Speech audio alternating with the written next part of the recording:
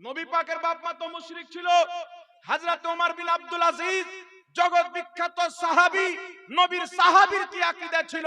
হযরত ওমর বিন আব্দুল আজিজ কিছুক্ষণ মাথা নত করে রাখার পর ইরশাদ করছেন, এই নওফিল বিন ফুরাত শুনো, আমি কি করব তোমার সঙ্গে? তোমার জিহ্বা কেটে নেওয়ার ইচ্ছা করছে, তোমার গর্দান উড়িয়ে দেওয়ার ইচ্ছা করছে, তোমাকে দুনিয়া থেকে আমার খতম করে দেওয়ার ইচ্ছা করছে। জোরে বল। 3 নম্বর হাদিস।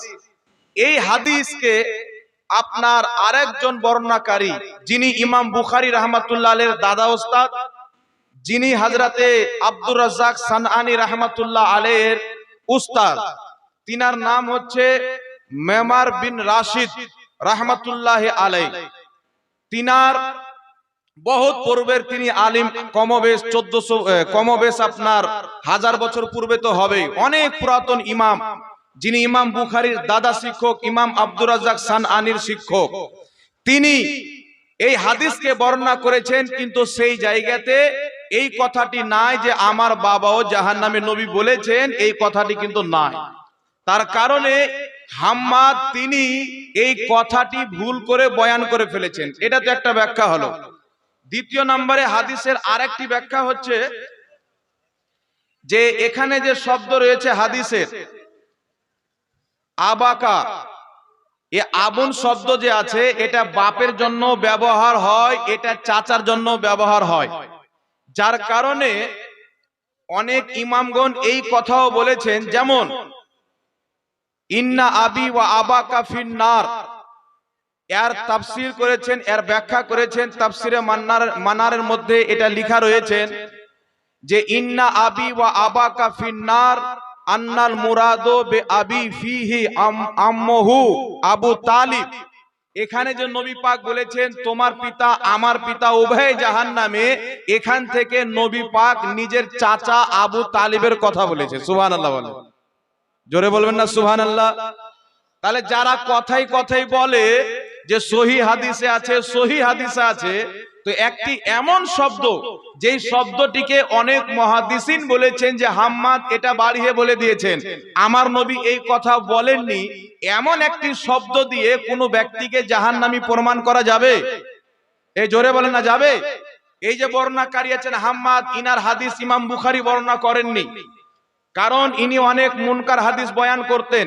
তো একটি কথা মনে রাখবেন, হাদিসে থাকলি যে হয়ে যাবে না, হাদিসটি কি, হাদিসের মান কি, হাদিস সম্পর্কে ইমামগণ কি বলেছেন, এই বিস্তারিত জিনিস হাদিস বুঝার জন্য, হাদিসকে জানার জন্য জানা আমাদের জন্য জরুরি। দ্বিতীয় নাম্বার চলে আসেন বিরাদর ইসলাম, আহলে সুন্নাত ওয়াল জামাতের আকীদা হচ্ছে আমাদের নবী সাল্লাল্লাহু আলাইহি ওয়াসাল্লামের পিতা মাতা উভয় জান্নাতি। জোরে বলবেন না সুবহানাল্লাহ। এখন দেখেন আল্লাহ পাক পবিত্র কুরআন পাকের মধ্যে বলেছেন যে মুশরিকিন হলো নাপাক। যারা মুশরিক, আল্লাহ ব্যতীত অন্য কাউরির পূজা করে, পাথরের পূজা করে, মূর্তির পূজা করে, যারা আল্লাহকে বান্দার সঙ্গে তুলনা দেয়, যেমন লামাযহাবীদের আকীদা আল্লাহর হাত আছে, আল্লাহর পাও আছে, এইরকম যারা মুশরিক, তারা যতই গাধ হোক, গোসল করুক, তারা হচ্ছে অরিজিনালি নাপাক, তারা হচ্ছে অরিজিনালি অপবিত্র। তো কুরআন এবং হাদিস অনুযায়ী আল্লাহ ব্যতীত যারা নিজের হাতে তৈরি করে বা আল্লাহর তৈরি করা জিনিসকে যারা খোদা বলে মানে, তার ইবাদত করে, বা লামাযহাবী আহলে হাদিসদের মতো যারা আল্লাহর দেহবাদী আকীদা রাখে, তারা হচ্ছে মুশরিক। এবং কুরআন পাকের আয়াত অনুযায়ী যতই গাধ হোক আর যতই গোসল করুক, তারা হচ্ছে নাপাক, তারা হচ্ছে অপবিত্র। কিন্তু আমার আপনার নবীর মা যদি মুশরিক হয়, তাহলে কুরআন অনুযায়ী তারা কিন্তু নাপাক হবে। আমার নবীর পিতা মাতা যদি মুশরিক শিরককারী হন, তাহলে তিনার পিতা মাতা উভয়ে কিন্তু নাপাক হবে কুরআন অনুযায়ী। কারণ কুরআন বলছে যে প্রত্যেক মুশরিক হচ্ছে নাপাক। কিন্তু আমার নবীর পিতা মাতা কি ছিলেন দেখেন, তাফসিরে বেহরুল মুহিত জিলদ নাম্বার 4 পৃষ্ঠার মধ্যে আবু হাইয়ান আন্দলুসি রাহমাতুল্লাহ আলাইহি উল্লেখ করেছেন, মানাহু আন্নাহু কানা ইয়ানকুলু নূরাহু মিন সাজিদিন ইলা সাজিদ। তিনি বলছেন শুনো, আমাদের নবীর নূরকে আল্লাহ তাবারাক ওয়া তাআলা সেজদাকারীদের মাধ্যমে এক ব্যক্তির পুষ্ট থেকে আরেক ব্যক্তির পুষ্ট পর্যন্ত আল্লাহ পাক আদম থেকে নিয়ে ইব্রাহিম, নূহ আলাইহিস সালাম, নূহ আলাইহিস সালাম থেকে নিয়ে ইব্রাহিম, তিনার থেকে মুসা কালিমুল্লাহ, তিনার থেকে আপনার ঈসা রুহুল্লাহ, এইভাবে নবী পাক সাল্লাল্লাহু আলাইহি সাল্লামকে যে আল্লাহ পাক মুনতাকিল করেছেন, এক অপর থেকে পরিবর্তন করে করে যাদের মাধ্যমে নবী পাকের নূরকে আল্লাহ পাঠিয়েছেন, তারা প্রত্যেকে ছিল সেজদাকারী। জোরে বলুন সুবহানাল্লাহ। আর একটু জোরে বলতে হবে সুবহানাল্লাহ। তাই নবী পাক সাল্লাল্লাহু আলাইহি সাল্লামের নূর তিনার বাপ থেকে, তিনার মা থেকে এসেছে, নবীগণ হয়ে তিনার পিতামাতা পর্যন্ত এসেছেন। তাই এই স্পষ্ট ভাবে কুরআন পাকের তাফসীর থেকে প্রমাণিত হয়ে যায় যে নবী পাকের পিতামাতা উভয়ে মুশরিক ছিল না, বরং আল্লাহ পাকের পবিত্র দরবারে সেজদাকারী ছিল। বলেন সুবহানাল্লাহ। যারা মুশরিক নাপাক, আল্লাহর দরবারে ঈমানের সহিত সেজদাকারী যারা সেজদা করে, তারা হচ্ছে পাক। জোরে বলেন সুবহানাল্লাহ। তাই নবী পাকের পিতামাতা উভয়ে পাক ছিলেন। আমার আপনার নবী সাল্লাল্লাহু আলাইহি ওয়াসাল্লামের ব্যাপারে বলা হয়েছে, ওয়া তাকাল্লুবাকা ফিস সাজিদিন। মহান রব্বুল আলামিন আল্লাহ তাবারাক ওয়া তাআলা আমাদের নবীকে সেজদাকারীদের মাধ্যমে পাঠিয়েছেন। জোরে বলেন সুবহানাল্লাহ। এই আয়াত দিয়ে হযরত আব্দুল্লাহ ইবনে আব্বাস রাদিয়াল্লাহু তাআলা আনহু প্রমাণ করেছেন যে নবী পাক সাল্লাল্লাহু তাআলা আলাইহি ওয়াসাল্লাম সেজদাকারীদের মাধ্যমে তিনাকে আল্লাহ পাক পাঠিয়েছেন। তো স্পষ্ট কোরআনের আয়াত থেকে প্রমাণিত যে নবী পাকের পিতা এবং মাতা দুইজনে আল্লাহর দরবারে সেজদাকারী ছিল। জোরে বলেন সুবহানাল্লাহ। এবার চলে আসেন বিরাদর ইসলাম, হযরতে ইমাম কুরতুবী এবং ইমাম ইবনে হাজার রাহমাতুল্লাহ আলাইহি ইনাদের মত কি এই বিষয়ে? ওয়া আম্মা কওল ইবনে হাজার ওয়া হাদিসু ইয়াহইয়া ইহিমা হাত্তা আমানা বিহি সুম্মা তুওয়াফায়া হাদিসুন সহিহুন ওয়া মিম্মান সাহাহুল ইমামুল কুরতুবী ওয়াল হাফিজ ইবনে নাসিরউদ্দিন। এখানে স্পষ্ট বলা হয়েছে ইমাম ইবনে হাজারের বক্তব্য, যেখানে তিনি বলেছেন যে সেটি সহিহ বা বিশ্বস্ত হাদিস, যে হাদিসের মধ্যে বলা হয়েছে যে নবী পাক সাল্লাল্লাহু আলাইহি সাল্লামের পিতা এবং মাতাকে আমার আপনার নবী উভয়কে জিন্দা করেছেন। জিন্দা করার পরে আমার আপনার নবী তিনার পিতা মাতাকে নিজের কলমা পড়িয়ে নিজের উম্মত বানিয়েছেন। জোরে বলেন সুবহানাল্লাহ। এখন প্রশ্ন হলো, যদি উনার মা বাপ ঈমানদারি থাকে তো আবার কলমা পড়ানোর প্রয়োজন কি হলো? মানে শয়তান তো আপনাকে সব দিক দিয়ে ঘুরাবে। তো আমার আপনার নবী নিজের পিতামাতাকে কেন জিন্দা করলেন? আচ্ছা বলেন তো, আমার আপনার নবী মৃত্যু ব্যক্তিকে জিন্দা করতে সক্ষম কি সক্ষম না? পারে কি পারে না? কুরআন থেকে প্রমাণিত ঈসা আলাইহিস সালাম মুর্দাকে কুম্বে ইজনিল্লাহ বলে জিন্দা করতেন। তো ঈসা আলাইহিস সালাম যদি মুর্দাকে জিন্দা করতেন, আমার নবী তো পাথরের মধ্যেও জীবন দান করেছে। বলেন সুবহানাল্লাহ।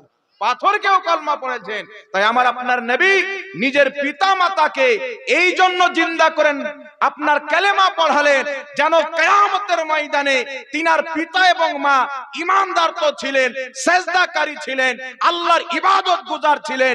নবী পাক এই জন্য কলমা পাঠ করালেন যেন কিয়ামতের ময়দানে সমস্ত নবীর উম্মত চাইতে সব চাইতে বেশি সম্মানিত আমি মুস্তাফার উম্মত আমার পিতামাতাকে জিন্দা করে কলমা পড়ে আমি আমার সর্ব ফজিলতওয়ালা উম্মতের মধ্যে শামিল করে নিলাম। বলুন সুবহানাল্লাহ।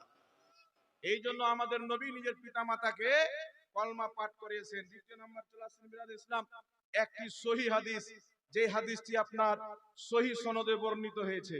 হাদিসটি কোন কিতাবের মধ্যে আছে? ইমাম সিয়ুতি রাহমাতুল্লাহ আলাইহি আল হাবি লিল ফাতাওয়ার মধ্যে হাদিসটিকে উল্লেখ করেছেন। আরো অনেক কিতাবের মধ্যে হাদিসটি আছে। হাদিসটি কি? ইমাম ইবনে আসাকির রাহমাতুল্লাহ আলাইহি নিজের তারিখের মধ্যেও হাদিসটি উল্লেখ করেছেন। যেমন নওফেল বিন ফুরাত তিনাকে হযরতে সাইয়েদনা ওমর বিন আব্দুল আজিজ রাদিয়াল্লাহু তাআলা আনহু এক জায়গায় তিনাকে ওয়াজির বানালেন, একটা নেতা বানালেন। তো উনার ওয়াজির যিনাকে উনি বানালেন নওফেল বিন ফুরাতকে, তিনি নিজের বাপকে এক জায়গায় দায়িত্ব দিলেন। আর তিনার বাপ ছিল আগুনের পূজারী, আগুনের পূজা করত। তো হযরতে ওমর বিন আব্দুল আজিজ রাদিয়াল্লাহু তাআলা আনহু যখন জানতে পারলেন যে তার বাপ আগুনের পূজা করে, তো তিনি জিজ্ঞাসা করলেন নওফেল বিন ফুরাতকে যে ব্যক্তি যে আল্লাহ ব্যতীত আগুনের পূজা করে, আল্লাহর সঙ্গে আগুনকে শরীক করে, এই রকম ব্যক্তিকে নেতা কেন বানিয়েছো, দায়িত্ব কেন দিয়েছো?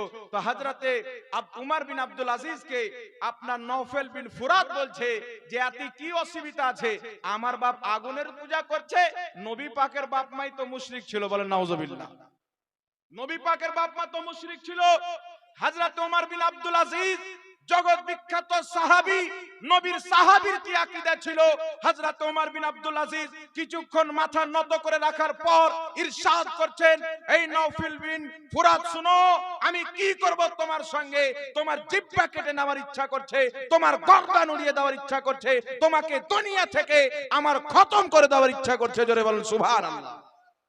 তাই ইমাম ইবনে কুদামা রাহমাতুল্লাহ আলাইহি নিজের কিতাবের মধ্যে লিখেছে, যারা নবীর মায়ের উপরে অপবাদ দেয়, তিনাকে জাহান্নামী বলে, তিনাকে আপনার মুশরিক মুশরিকা বলে, তাদের জন্য ফতোয়া হচ্ছে সেই যদি মুসলমান লেবাসে হয় বা মুশরিক লেবাসে হয়, দুইজনের জন্য হুকুম হলো তাদেরকে কতল করে দিতে হবে। সুবহানাল্লাহ বলবেন না? এটা ইমামদের ফতোয়া। তো যারা নবীর পিতামাতাকে জাহান্নামী বলছে স্টেজে, উম্মতের ইমামদের ফতোয়া অনুযায়ী, যারা লক্ষ লক্ষ হাদিসের হাফিজ ছিলেন, তাদের ফতোয়া অনুযায়ী দুনিয়াতে এদের বেঁচে থাকার অধিকার আল্লাহ পাক কেড়ে নিয়েছে। যদি ইসলামিক হুকুমত থাকতো, আল্লাহর কসম খেয়ে বলি, যদি ওমর বিন আব্দুল আজিজ থাকতো, এদেরকে দুনিয়াতে রাখতো না, এক একটা করে ধরে গর্দান মেরে তাদেরকে জাহান্নামে পাঠিয়ে দিত। বলেন সুবহানাল্লাহ।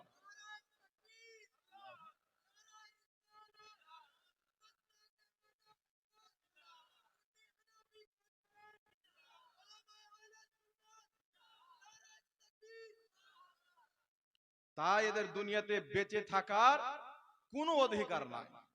তাই বেরাদের ইসলাম, দেখেন ইমাম জালালউদ্দিন সুয়ুতী রাহমাতুল্লাহ আলাইহি নবী পাকের মা বাপকে জান্নাতি প্রমাণ করতে গিয়ে দলিল দিয়েছেন যে ওনারা জান্নাতি। যেইগুলো দলিল, তার মধ্যে একটি দলিল তিনি পেশ করেছেন আল হাবিলিল ফাতাওয়ার মধ্যে, ক্বাল আল ইমাম মুওয়াফফাকুদ্দিন ইবনে কুদামা আল হাম্বলি ফিল মুকনি।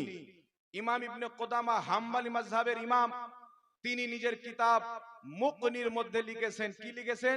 মান কাযাফা উম্মুন নবী সাল্লাল্লাহু আলাইহি ওয়াসাল্লামা কুতিলা মুসলিমান কানা আও কাফিরান।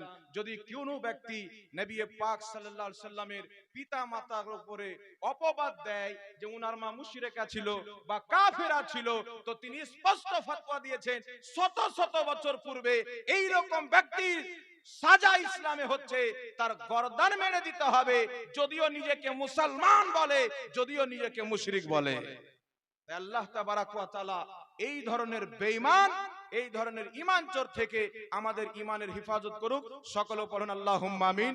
নবী পাকের পিতামাতা শুধু জান্নাতি না, নবী পাকের মায়ের ওসিলাতে, নবী পাকের বাপের ওসিলাতে কিয়ামতের ময়দানে রব্বুল আলামিন আমাদের মতন গুনাহগারকে যেন জান্নাত দান করে।